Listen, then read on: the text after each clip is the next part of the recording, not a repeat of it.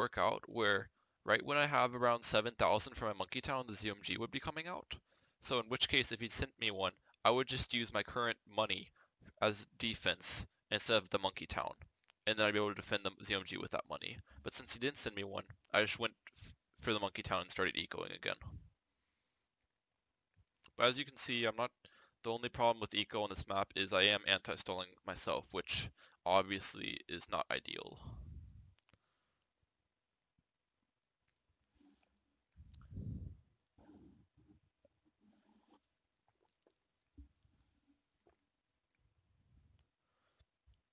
Normally, with this strategy, I like to go for around 5,500 to 6,000 eco on round 30, but because of the anti-stalling, I think I'm going to be more so around 5,000, which is unfortunate.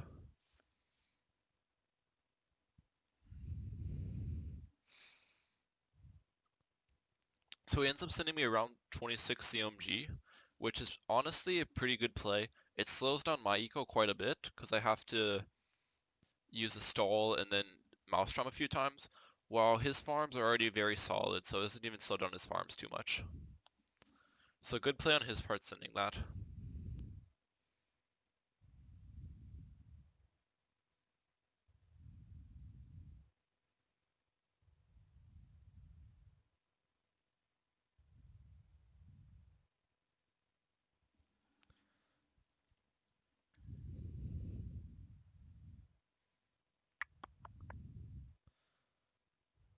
With this strategy, I don't like to send them like round 30 ZMGs or anything. I wait till the ZMGs are super buffed, so like round 37 or so, and then I'll send them, since I'm not going to have too much money since I'm ecoing, I'll send him like 3 or 4 ZMGs, and that'll be enough to kill him though. So here's where the strategy shines. It's the 2-4 village ability. What I do is I spam a bunch of ninjas, pretty much as many as possible as you can get in the village's range. And I also get another village with the extra range next to it, so then the village ability hits even more ninjas in the radius. So that's pretty much the ability that the strategy relies upon, the village ability, because it's so good in tandem with the ninja. Looks like he starts sending me around round 33.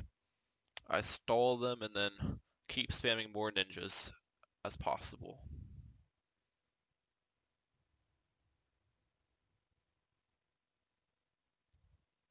And here I go for the village ability and spam some more ninjas. So here's what you do.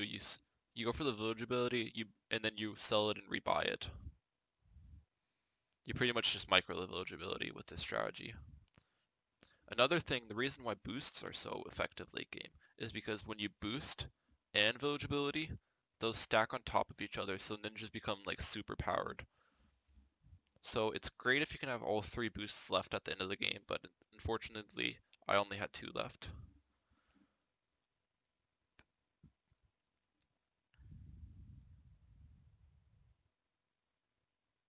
I think I used my second boost here.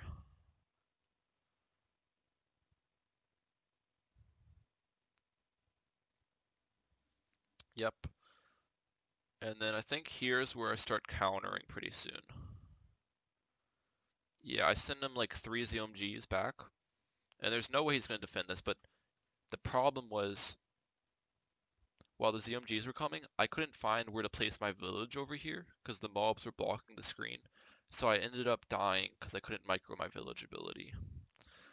So that was game 2 to Ninjayas, and then it's come into my losing map, which was Inlets.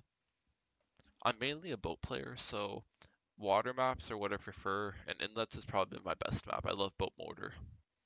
He anti-stalls round 1 off the rip, so I'm like, oh, I thought that was pretty interesting. And then I found out he's going eco, so what I did here was instead of going for a grape shot like normally, I actually went just straight for a mortar, since mortar is so much better against group popping power, which eco is. So it looks like he tried to copy my eco strat, so we'll see how this works out for him. Now, one thing I could have done better was once I found out he was going eco, I could have placed my boat up here to anti-stall even harder. That's what I should have done.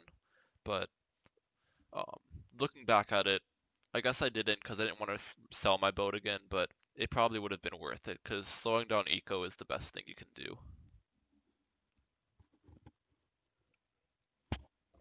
I sent him a few blocks in round 6 just to force his faster shooting. So pretty standard stuff so far.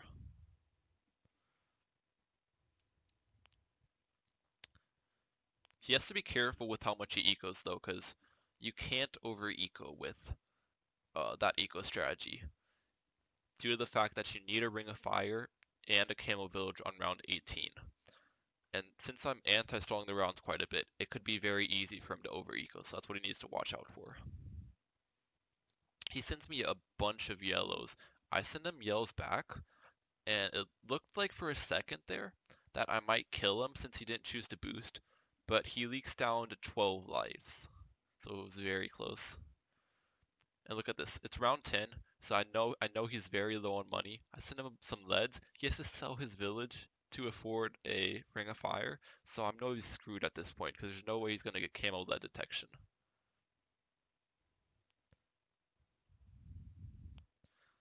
Then round 12 comes around, I send him a camo lead, and I send him fast cooldown pinks under it, so then it'll force him to get up a ninja to defend the pinks, and he dies to it. So that's game 3, and I win 2-1. So great games with Ninjayas. He's a very good player, and yeah, I appreciate you guys so much for watching, and tune in to the next one. Make sure to comment suggestions down below for future videos. Thank you.